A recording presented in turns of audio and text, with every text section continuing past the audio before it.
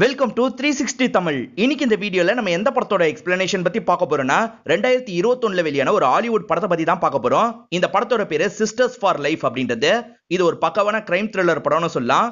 படத்தோட ஸ்டார்டிங்ல இருந்து எண்டிங் வரைக்கும் ரொம்ப பரபரப்பா கொண்டு போயிருப்பாங்க. கண்டிப்பா இந்த படம் உங்க எல்லாருக்குமே பிடிக்கும் நம்புறேன். இந்த படத்தோட எக்ஸ்பிளனேஷனுக்குள்ள போறதுக்கு முன்னாடி இந்த வீடியோக்கு ஒரு லைக்கை போட்டுருங்க. நீங்க போடுற லைக் மூலியமா இந்த வீடியோ இன்னும் நிறைய பேர்கிட்ட கொண்டு போய் சேர்க்கப்படும். இப்ப டைம் வேஸ்ட் பண்ணாம நம்ம நேரடியா எக்ஸ்பிளனேஷனுக்குள்ள போயிடலாம். படத்தோட ஸ்டார்டிங் சீனே ஒரு யூனிவர்சிட்டி ஸ்டூடெண்ட் நமக்கு காட்டுறாங்க. இங்க இருந்து வேற எங்கேயோ கிளம்புறாங்க போல. அவங்க திங்ஸ் எல்லாம் ஒரு பேக்ல எடுத்து வச்சிட்டு இருக்காங்க. அப்பதான் ஒரு மர்ம நபர் இந்த ரூம்குள்ள நுழையிறான். அந்த நபர் இருக்கான் பாத்தீங்களா, பின்னாடி வந்து இவங்களோட கழுத்தை நெரிக்க ஆரம்பிக்கிறான். இவங்களும் வலியால பயங்கரமா துடிச்சிட்டு இருக்காங்க. ஒரு ஸ்டேஜ்ல இவங்களோட உயிரும் போயிடுற மாதிரி நமக்கு காட்டுறாங்க. அப்படியே கட் பண்ணி இப்ப பிரசன்ட்ல நடக்கிறத நமக்கு காட்டுறாங்க. யூனிவர்சிட்டியில படிக்கிற பொண்ணுங்க இருக்காங்க பாத்தீங்களா, குரூப்பா தான் பிரிஞ்சிருப்பாங்க. ஒவ்வொரு குரூப்புக்கும் பேர் வச்சுப்பாங்க. அந்த மாதிரி சிஸ்டர் ஃபார் லைஃப் அப்படின்ற ஒரு குரூப் நமக்கு காட்டுறாங்க. அந்த குரூப்புக்கு ஹெட்டா இந்த லேடி தான் இருப்பாங்க. புது ஆட்கள்லாம் வரப்போறாங்க, நீங்க தான் இன்டர்வியூ எடுக்க போறீங்க அப்படின்ற மாதிரிலாம் சொல்றாங்க. சரின்ற மாதிரி ரெண்டு பேர் இன்டர்வியூ எடுக்கிறதுக்கு தயாரா வராங்க.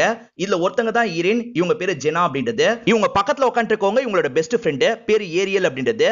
இப்போ ஒவ்வொரு பொண்ணுங்களா வந்து அட்டென்ட் பண்றாங்க. எதனால இந்த ஹவுஸ்ல சேரணும்னு நினைக்கிறீங்க அப்படின்ற மாதிரி இவங்க கேள்வி எல்லாம் கேக்குறாங்க. அந்த பொண்ணுங்க சொல்ற பதிலாம் இன்ட்ரெஸ்டிங்கா இருக்க மாட்டேங்குது. அதனால அடுத்த பொண்ணு அப்படின்ற மாதிரி ஒவ்வொருத்தர்கிட்டயே இவங்க பேசி பாக்குறாங்க. இவங்க நினைக்கிற மாதிரி எந்த பொண்ணுங்களும் இவங்களுக்கு செட் ஆக மாட்டாங்க. இப்ப ஜென்னா வேடிக்கை பார்த்துட்டு இருக்கும் போது பெய்லின்னு ஒருத்தங்க வந்து பேச ஆரம்பிக்கிறாங்க. நானும் இன்டர்வியூ அட்டென்ட் பண்றதுக்காக தான் வந்திருக்கேன். மத்த ஹவுஸை விட இந்த ஹவுஸ் தான் எனக்கு ரொம்ப பிடிச்சிருக்கு அப்படின்ற மாதிரிலாம் சொல்லிட்டு இருக்காங்க. இந்த ஹவுஸை பத்தின டீடைல் எல்லாம் தெளிவா சொல்றாங்க. இவ்வளவு தெரிஞ்சு வச்சிருக்காங்களே அப்படின்ற மாதிரி ஜெனாவும் ரொம்ப ஆச்சரியப்படுறாங்க. கவலைப்படாதீங்க, கண்டிப்பா உங்களை சேர்க்கறதுக்கான ஏற்பாடு பண்றேன். ஆனா முடிவை நாங்க எடுக்க முடியாது, எங்க லீடர் தான் எடுக்க முடியும். உங்களுக்காக நான் பேசி பார்க்கறேன் அப்படின்ற மாதிரிலாம் சொல்றாங்க. இதனால பெய்லி இருக்காங்கல்ல, ரொம்ப சந்தோஷமா ஈரன் கிட்ட நம்பர்லாம் கொடுத்துட்டு கிளம்புறாங்க. இவங்க லீடர்னு ஒரு லேடியை சொன்ன பாத்தீங்களா, அவங்களும் தெரிஞ்ச அடிப்படையில ரெண்டு பொண்ணுங்களை செலக்ட் பண்ணிருப்பாங்க. அந்த ரெண்டு பொண்ணுங்களை விட பெய்லி பெஸ்ட் அப்படின்ற மாதிரிலாம் ஈரன் பேசி பார்க்கறாங்க. ஆனா அந்த லேடி என்ன சொல்றாங்கன்னா, நான் முடிவு பண்ணிட்டேன், புரிஞ்சுக்கோங்க, சிஸ்டர் ஃபார் லைஃபுக்காக தான் இதை பண்றேன்னு சொல்றாங்க. இப்ப பெய்லியை ரிஜெக்ட் பண்ணிடுறாங்கல்ல, குப்பை தொட்டியில போட்டோ எல்லாம் போட்டுறாங்க. இதை நினைச்சு ஜெனாவும் லைட்டா ஃபீல் பண்றாங்க. இப்ப ஜெனா அவங்களோட வேலையெல்லாம் பார்த்துட்டு இருக்கும்போது ப்ரொஃபசர் லேடி பேசுறதுக்காக வர்றாங்க. நீ என் கூட சேர்ந்து ஒரு ப்ராஜெக்ட் பண்ணும், மத்த பசங்களை காட்டிலும் நீ தான் எஃபெக்டிவா ஒரு வேலையை பண்ற, அதனால தான் வாங்கிட்டு இந்த வேலையை தரலாம்னு நினைக்கிறேன். உனக்கு இது மூலியமா காசு கிடைக்கும், அதே மாதிரி வெளிநாட்டுக்கு போற வாய்ப்பும் கிடைக்கும் அப்படின்ற மாதிரி சொல்றாங்க. கண்டிப்பா நான் பண்றேன் அப்படின்ற மாதிரி ஜெனாவும் இந்த இடத்துல ஏத்துக்கிறாங்க. அவங்க கிட்ட பேசி அந்த ப்ராஜெக்ட்டுக்கான டீடைல் எல்லாம் வாங்கிடுறாங்க. இதை பத்தி பாய் ஃப்ரெண்டு கிட்ட சொல்லிட்டு இருக்காங்க. பாய் ஃப்ரெண்டு பேரு கீல் அப்படின்றது. இவங்க ரெண்டு பேருமே சேர்ந்த மாதிரி பேசிட்டு இருக்காங்க. இவங்க ரெண்டு பேருமே கிஸ் பண்ணிட்டு இருக்கும் போது கரெக்டா பெய்லி வந்துடுறாங்க. என்னாச்சு அப்படின்ற மாதிரிலாம் கேக்குறாங்க. இவங்க பெய்லி கிட்ட எப்படி சொல்றதுன்னு தெரியாம முழிக்கிறாங்க. பெய்லி, உனக்காக நான் எவ்வளவோ பேசி பார்த்தேன், ஆனா லீடர் ஏத்துக்கல, சாரி அப்படின்ற மாதிரி சொல்றாங்க.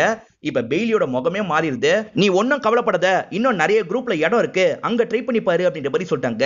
ஆனா பெய்லி என்ன சொல்றான்னா, உங்க குரூப்ல சேரணும் தான் நான் நினைச்சேன், அது மிஸ் ஆயிடுச்சு அப்படின்ற மாதிரி சோகமா இங்க இருந்து கிளம்பி போறா. இதெல்லாம் பாக்குற இவங்களுக்கே ரொம்ப கஷ்டமாயிருது. இப்ப பெய்லி இருக்கா பாத்தீங்களா, கிளாஸ் எல்லாம் முடிச்சுட்டு ஒரு இடத்துல உட்காந்துட்டு இருக்கா. அப்பதான் புதுசா சேர்ந்த பசங்க கூட ஈரின் ஜாலியா பேசிக்கிட்டே வந்துட்டு இருக்காங்க. இதெல்லாம் பாக்குற பெய்லிக்கு பயங்கரமா இந்த இடத்துல கோவம்லாம் வருது. ஜெனாவோட குரூப்பை பொறுத்த வரைக்கும் கோரின்னு ஒரு புது பொண்ணு இருக்கா. அந்த பொண்ணு இருக்கா பாத்தீங்களா, நான் வீட்டுக்கு போயிட்டு வரேன் அப்படின்ற மாதிரிலாம் எல்லார்கிட்டயும் சொல்லிட்டு கிளம்ப ஆரம்பிக்கிறா. அவளோட கார் ஒரு இடத்துல நின்னுட்டு இருக்கு. அந்த கார்ல அவளோட திங்ஸ் எல்லாம் எடுத்து வச்சிட்டு இருக்கா. அப்பதான் மாஸ்க் போட்டு ஒரு நபர் இந்த இடத்துக்கு வந்துடுறான். அவனை இந்த கோரியை போட்டு பயங்கரமா அடிச்சிட்டு இருக்கான். கோரியும் தடுத்து சண்டை போறதுக்கெல்லாம் ட்ரை பண்றாங்க. ஆனா அவன் மாடியில இருந்து தள்ளி விட்டு வேகமா அங்க இருந்து கிளம்பி போயிடுறான். இப்ப வீடியோ காலிலேயே யாரோ காலிங் பெல் அடிக்கிறாங்க. யாருன்னு திறந்து பார்த்தா ஷெரீப் தான் வந்திருக்காரு. என்ன விஷயம் அப்படின்ற மாதிரி கேட்க ஆரம்பிக்கிறாங்க. உங்க ஹவுஸை சேர்ந்த பொண்ணு தானே அந்த கோரி, அந்த கோரியை யாரோ ப்ரூட்டலா அட்டாக் பண்ணிருக்காங்க அப்படின்ற மாதிரி சொல்லிட்டு, அந்த கோரிக்கு எதிரிங்கன்னு யாராவது இருக்காங்களா அப்படின்ற மாதிரி இவர் கேட்கிறாரு. அந்த பொண்ணு இப்பதான் காலேஜுக்கே சேர்ந்திருக்கா, அவளுக்கு யாரு எதிரிங்க இருக்க போறாங்க, அதுக்கெல்லாம் வாய்ப்பு இல்லைன்னு சொல்லிட்டாங்க. சரி, விசாரணை பண்ணிக்கிறேன் அப்படின்ற மாதிரி அவரும் கிளம்பிடுறாரு. இப்ப ஓம்ல இன்னொருத்தங்களை சேர்த்துக்கிறதுக்கான வாய்ப்பு இருக்குல்ல, அதனால பெய்லியை வேணா சேர்த்துக்கலாம் அப்படின்ற மாதிரி எட்டும் சொல்றாங்க. இதனால ஈரன் இருக்காங்கல்ல, பெய்லி அந்த இடத்துக்கு வர வச்சிடுறாங்க. இதனால பெய்லி பயங்கரமா இந்த இடத்துல சந்தோஷப்படுறாங்க. அது சரி, ஒரு பொண்ணுக்கு அடிப்பட்டதா சொன்னீங்கல்ல, இப்போ ஓகேவான்ற மாதிரி கேக்குறாங்க. ஹாஸ்பிட்டல்ல கொஞ்சம் சீரியஸான கண்டிஷன்ல தான் இருக்கா அப்படின்ற மாதிரி ஈரன் சொல்லிட்டாங்க. இப்ப ஈரன் ஏரியல அறிமுகப்படுத்தி வைக்கிறாங்க. அதே மாதிரி சமந்தான்னு ஒரு பொண்ணு இருப்பா, அவளையும் அறிமுகப்படுத்தி வைக்கிறாங்க. சமந்தாவும் நீயும் தான் ஒரே ரூம்ல ஸ்டே பண்ணும் அப்படின்ற மாதிரிலாம் இவங்க கிட்ட சொல்லிடுறாங்க. இவங்க ஹவுஸை பொறுத்த வரைக்கும் எல்லாருமே ஒரே பேட்டர்ன்ல ட்ரெஸ் பண்ணணும்னு முடிவு பண்ணிருப்பாங்க. அந்த மாதிரி ஒரு ட்ரெஸ்ஸை பெய்லிக்கு தரதுக்காக ஈரன் வராங்க. பெய்லி இருக்காங்கல்ல, சட்டுன்னு அவங்க முன்னாடியே ட்ரெஸ் எல்லாம் கழட்டி மாட்டுறாங்க. இது நல்லா இருக்கா அப்படின்ற மாதிரிலாம் கேட்டுட்டு இருக்காங்க. உங்க கூட சேர்ந்து ஒரு போட்டோ எடுத்துக்கணும் அப்படின்ற மாதிரி பெய்லியும் போட்டோ எல்லாம் எடுத்துக்கிறாங்க. உடனே அதை சோசியல் மீடியால எல்லாம் போஸ்ட் பண்ணிடுறாங்க. இவங்க ஹவுஸ்ல ஒரு பொண்ணுக்கு அடிபட்டுக்கல, அதனால எல்லாருமே சேர்ந்து பிரேயர் பண்ணோம் அப்படின்ற மாதிரி எட்டு லேடி சொல்லிருப்பாங்க. ஒரே மாதிரி ட்ரெஸ் போட்ட மாதிரி ஒரு ரூம் வந்துடுறாங்க. இப்ப எல்லாருமே சேர்ந்த மாதிரி பிரேயர் எல்லாம் பண்றாங்க. இவங்க குரூப்புக்குன்னு ஒரு ஸ்லோகன் இருக்கும், எல்லாருமே சேர்ந்த மாதிரி சொல்றாங்க. சமந்தா என்ன பண்றானா பெய்லி கிட்ட பர்மிஷன் கேட்காம பேக்கை ஓபன் பண்ணிடுறா. அவங்களோட சீப் எடுத்து தலையெல்லாம் வாரிட்டு இருக்கா. யாரு கேட்டு என்னோட பேக்கை ஓபன் பண்ண அப்படின்ற மாதிரி பெய்லியும் கோவமா கத்துறாங்க. அவங்க கத்துனதுல இந்த பொண்ணு பயப்படவே செஞ்சிடறா. இப்ப ஈரினும் ஏரியெல்லாம் வந்துடுறாங்க. என்ன பிரச்சனை அப்படின்ற மாதிரிலாம் கேக்குறாங்க. அதெல்லாம் ஒண்ணும் கிடையாது, ஒரு சின்ன மிஸ்கம்யூனிகேஷன் அப்படின்ற மாதிரி பெய்லி சொல்றா. அதனால அவங்க ரெண்டு பேருமே கிளம்பி போயிடுறாங்க. ஆனா பெய்லி கத்துனதுலயே சமந்தா இந்த இடத்துல பயங்கரமா பயந்துடுறாங்க. ஈரினும் ஏரியலும் வேற ரூம்ல தான் இருப்பாங்க. இப்ப பெய்லி இருக்கா பாத்தீங்களா, நைட்டு நேரம் ஈரினா அந்த ரூம்க்கு வந்து வேடிக்கைலாம் பார்த்துட்டு இருக்கா. இப்ப மறுநாள் நமக்கு கிளாஸ காட்டுறாங்க. கிளாஸ்லாம் முடிஞ்சதுக்கு அப்புறமா ஈரின் இருக்காங்கல்ல, அந்த மேடத்துக்காக சில ஒர்க் எல்லாம் பண்ணிட்டு இருக்காங்க. நான் சொன்னதை சீக்கிரமா முடிச்சிருமா, நைட்டு பகல் பார்க்காது அப்படின்ற மாதிரி சொல்றாங்க. சரின்ற மாதிரி இவங்களும் கேட்டுக்கிறாங்க. இப்ப அந்த மேடம் போனதுக்கு அப்புறமா இவங்க ஒர்க் எல்லாம் பார்த்துட்டு இருக்காங்க. இப்ப டயர்ட் ஆயிருது, தண்ணி குடிக்கலாம் அப்படின்ற மாதிரி தண்ணி குடிக்கிறதுக்காக வராங்க. அப்பதான் வெளியே நடமாட்டம் தெரியுது. யாருன்னு பாக்குறதுக்காக வராங்க. பார்த்தா பெய்லி தான் அந்த இடத்துக்கு வந்து நிக்கிறா. நீ என்ன பண்ற அப்படின்ற மாதிரி ஈரின் கேக்குறாங்க. நீ சாப்பிடுறதுக்கு ரூம்க்கு வரவே இல்லைல்ல, அதனால தான் உனக்கு சாப்பாடு தரதுக்காக வந்தேன் அப்படின்ற மாதிரி சொல்றாங்க. தேங்க்யூன்ற மாதிரி ஈரினும் அந்த சாப்பாடெல்லாம் வாங்கிக்கிறாங்க. இந்த இடத்துல ரெண்டு மீன் இருக்கிறத பெய்லி பாக்குறா. இந்த மீனே கொஞ்சம் வித்தியாசமா இருக்கே அப்படின்ற மாதிரி ஈரின் கிட்ட கேக்குறா. இந்த மீன் கிட்ட ஒரு ஸ்பெஷாலிட்டி இருக்கு, ஒரு மீனை விட்டு இன்னொரு மீன் பிரிஞ்சா இன்னொன்னு இறந்து போயிடும் அப்படின்ற மாதிரிலாம் சொல்லிட்டு இருக்காங்க. அப்படியே என்னோட சிஸ்டர் மாதிரி அப்படின்ற மாதிரி பெய்லி சொல்றா. இது உனக்கு சிஸ்டர் இருக்காங்களா அப்படின்ற மாதிரி ஈரினும் ஆச்சரியமா கேக்குறாங்க.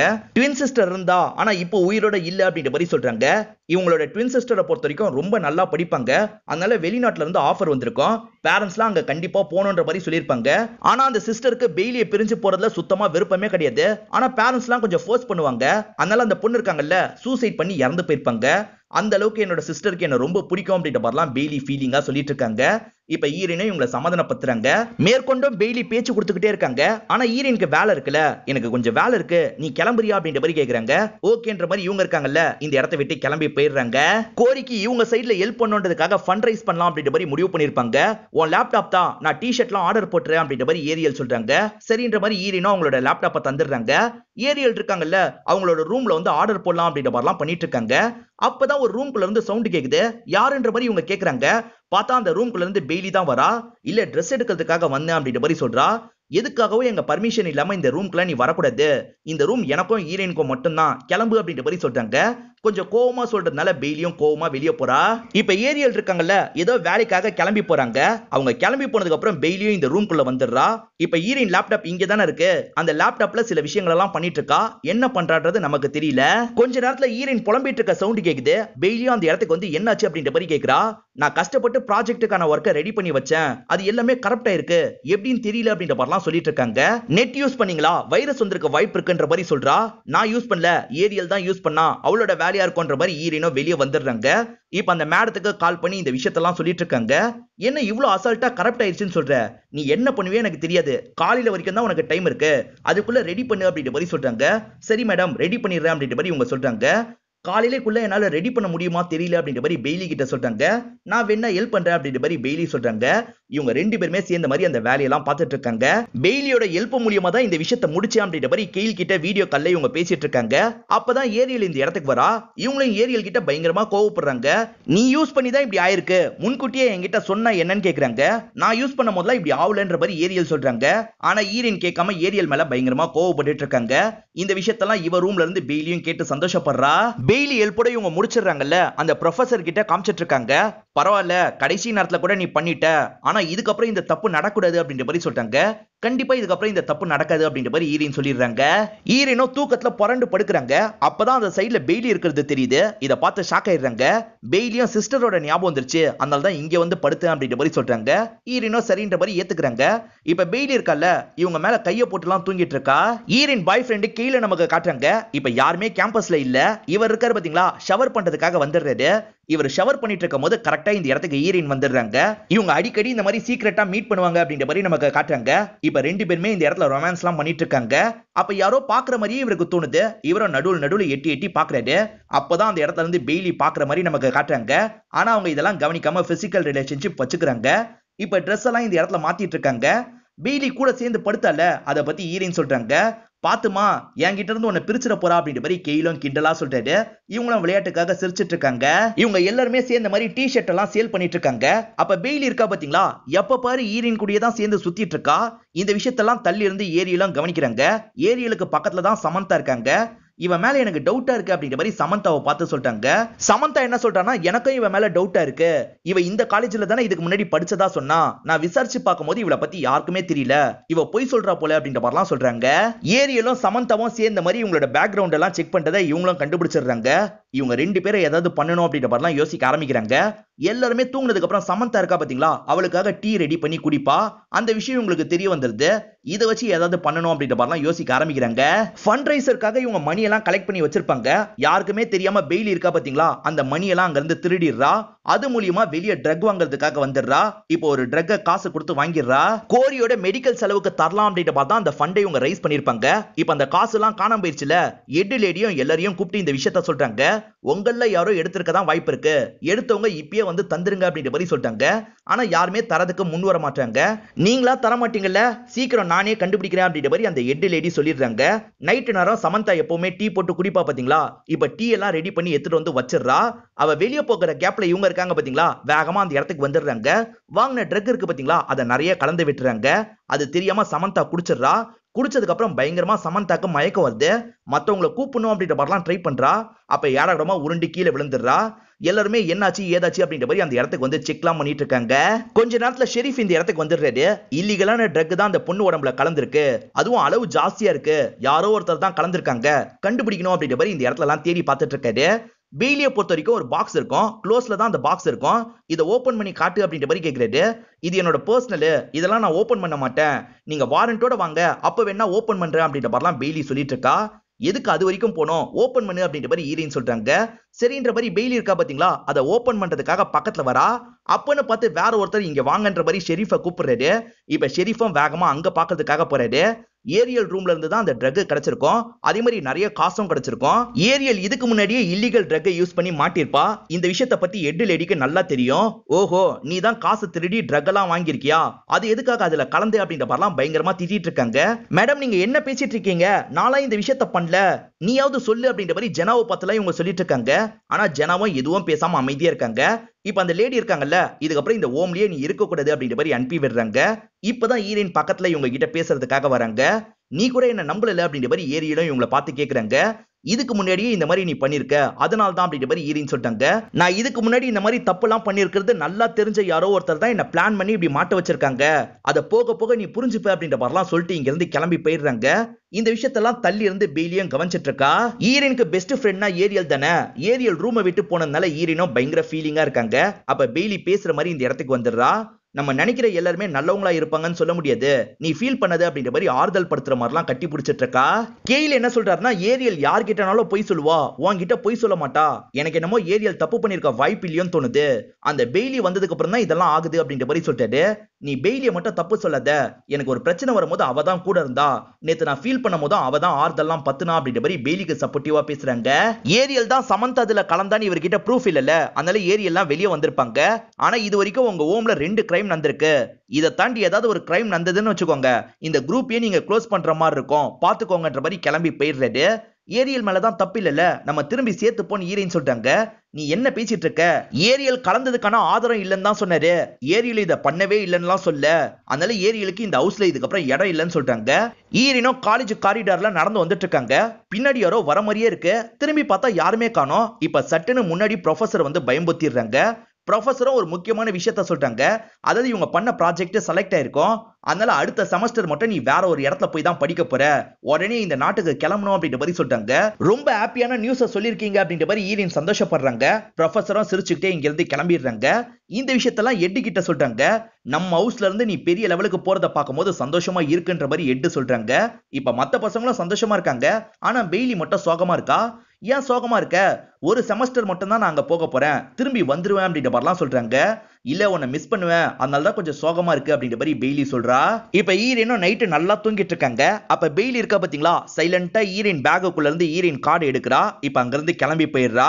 ஸ்டார்டிங்ல இருந்து ஒரு மர்ம நபரை காட்டுவாங்கல்ல, அது பெய்லி தான். இப்ப பெய்லி இருக்கா பாத்தீங்களா, ஈரினோட அந்த லேபுக்குள்ள வந்து எல்லாத்தையும் நாசம் பண்ணிடுறா.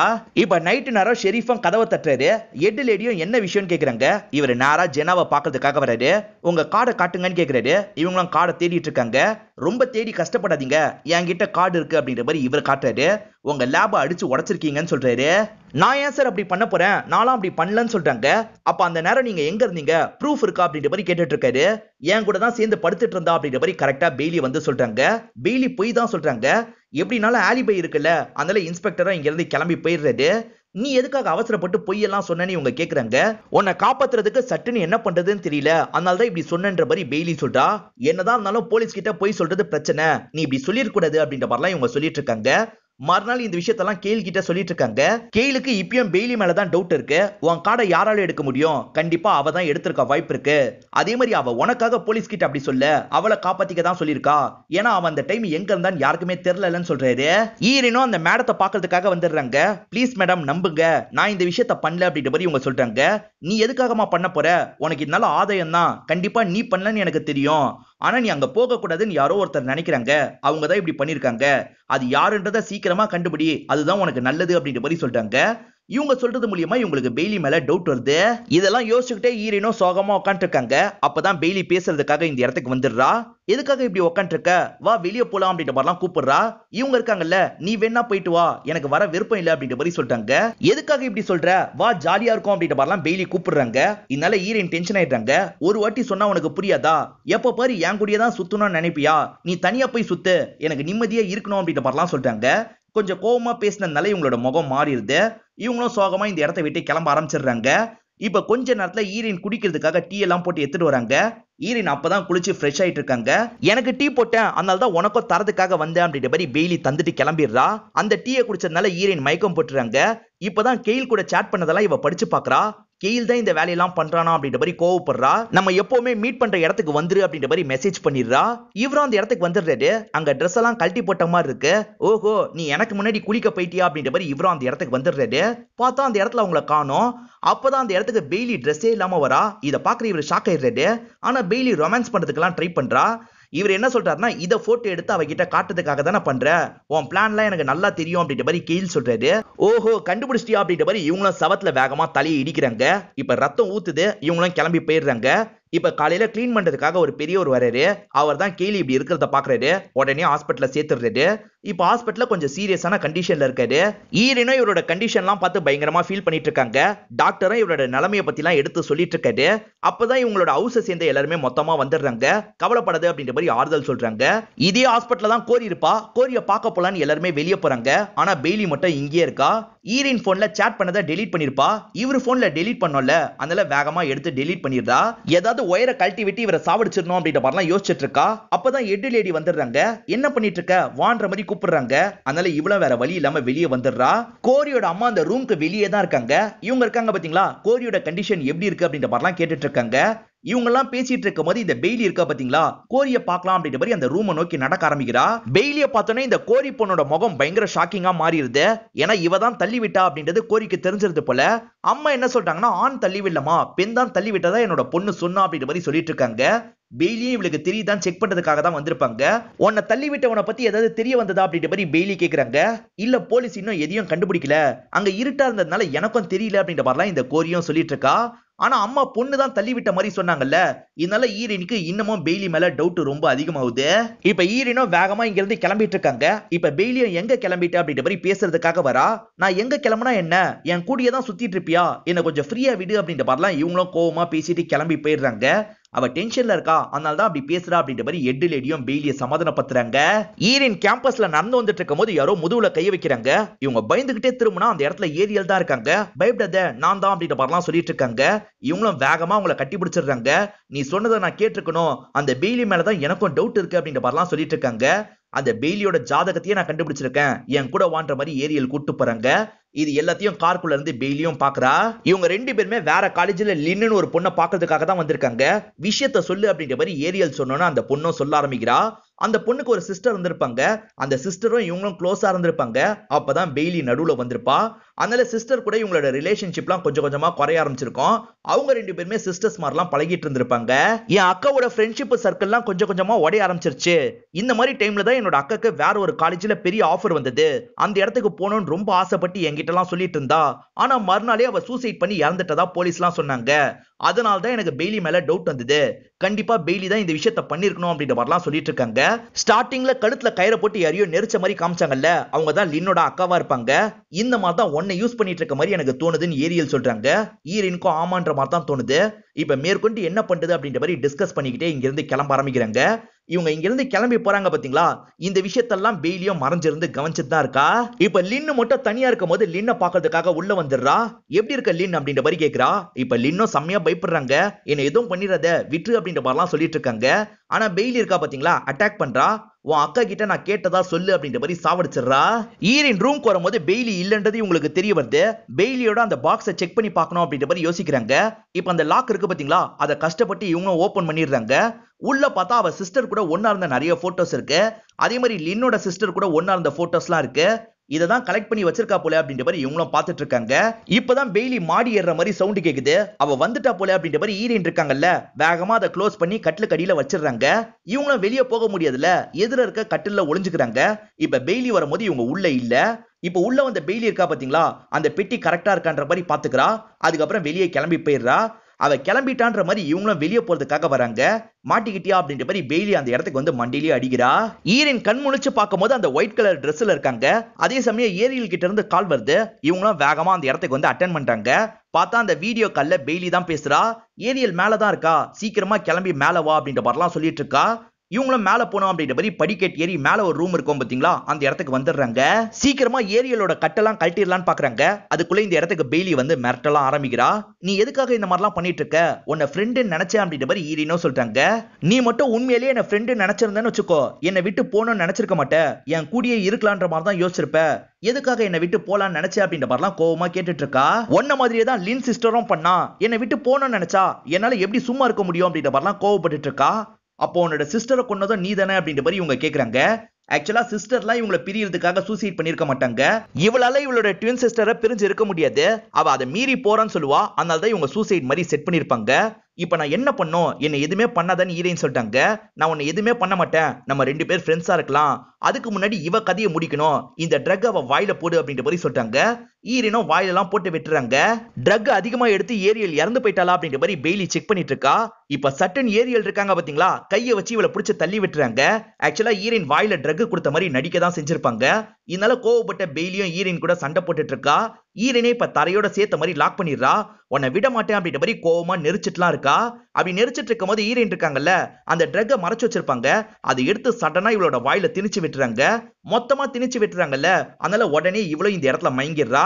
இது மூலியமா இவங்க இருக்காங்கல்ல, ஏரியல் அந்த இடத்துல சேஃப்லாம் பண்ணிடுறாங்க. இப்ப ஷெரீப் கிட்ட எல்லா விஷயத்தையும் புரிய வச்சிடுறாங்க. அதே சமயம் ஹாஸ்பிட்டல் இருந்த கெயிலும் இப்ப முழிச்சிடுறாரு. இதுக்கப்புறம் உனக்கு எந்த பிரச்சனையும் இல்லை அப்படின்ற மாதிரி இவங்களும் சொல்லிட்டு இருக்காங்க. அப்படியே கட் பண்ணி நமக்கு பெய்லி இருக்கிற இடத்த காட்டுறாங்க. ஒரு மென்டல் அசைலத்துல தான் இருக்கா.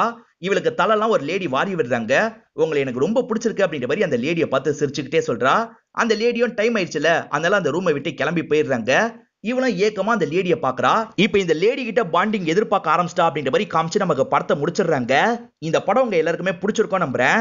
இந்த வீடியோ உங்களுக்கு பிடிச்சிருந்ததுன்னா லைக் பண்ணுங்க, கமெண்ட் பண்ணுங்க, மறக்காம 360 தமிழ் சேனலை சப்ஸ்கிரைப் பண்ணுங்க. தொடர்ச்சியா இந்த மாதிரி வீடியோக்கள் வந்துகிட்டே தான் இருக்கும்.